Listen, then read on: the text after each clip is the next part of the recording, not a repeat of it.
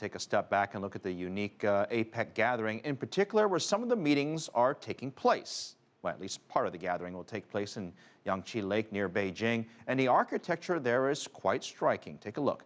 The lakeside setting provides some spectacular views, as you can see there, and some of the buildings are pretty amazing. The area is close to one of the most popular tourist spots on the Great Wall. So visiting world leaders, well, might be impressed. So why does China care so much about showing off its best architecture? Well, because President Xi wants to end construction of the bizarre and, for lack of a better word, weird architecture like this. The country's recent building boom has been epic in proportions, but it's also made China into somewhat of an experimental laboratory that leads to the best and worst of ideas in architecture.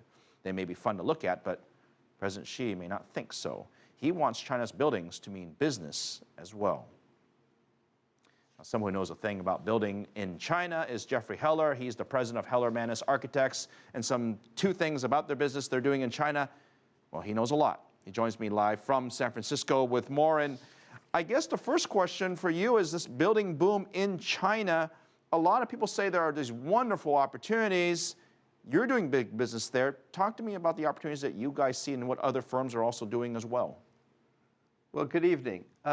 China has been remarkable for its opportunity, and I've been working there about 10 years, and the building boom that has gone on has certainly invited not only the desire for extra horsepower, if you will, in the execution of a lot of buildings, but also an outreach in China for international expertise.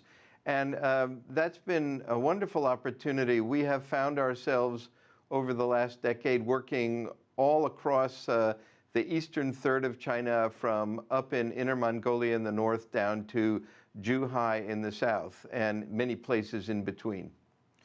We've talked about some of these strange buildings. Certainly you won't take credit for the strange ones, but I imagine you'll take credit for some of the really nice ones. In terms of trends, where does China fit in terms of, you think about Western buildings, and we focus a lot on boxy designs. China has embraced the awkward designs.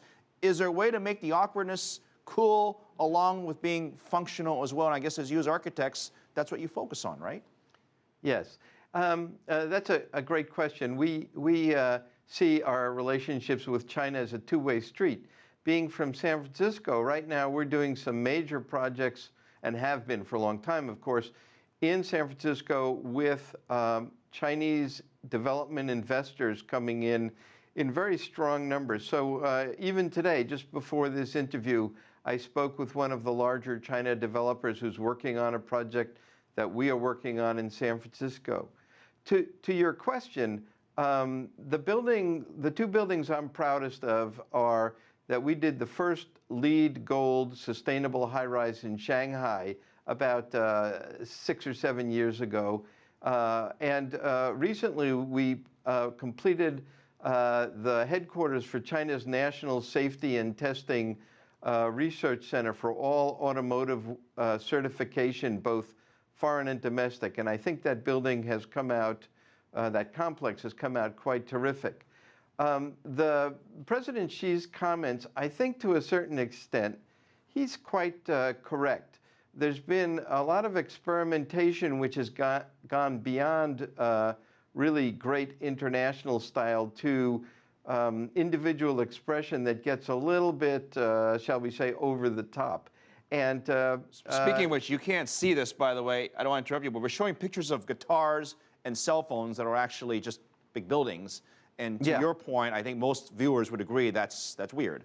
I only have a couple of minutes left. I want to walk outside of China a bit, and you think about opportunities for Western designers. I mean, I'm not saying there's a shortage of architects at all in Asia, but there's certainly somewhat of a premium, if you will, or novelty of having Western designers come to Asia and design buildings.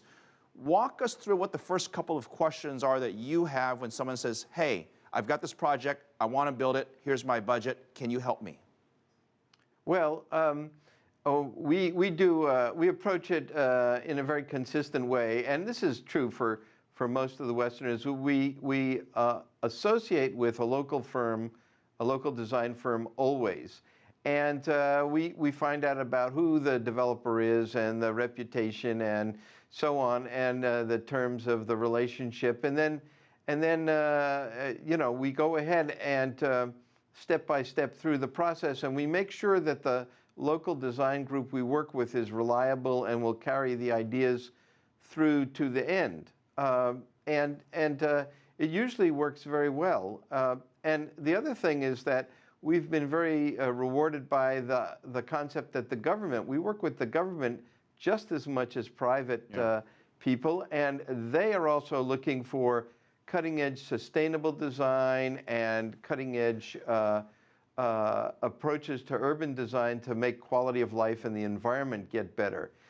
Jeffrey, I have one more minute. I want to squeeze this very, very important question because a lot of people, and when we remodel, you know, your houses or your buildings, one of the first things that comes up, and often there's contention, is this feng shui. The building has to face a certain way, the building has to look a certain way, has to be pointed like a sword, all kinds of these strange things that Westerners might scratch their head. I'm sure you've had to contend with this as well. How do you make the buildings fit, I guess, culturally with that kind of atmosphere? And give us a couple examples of things that you've made that have fitted the feng shui argument.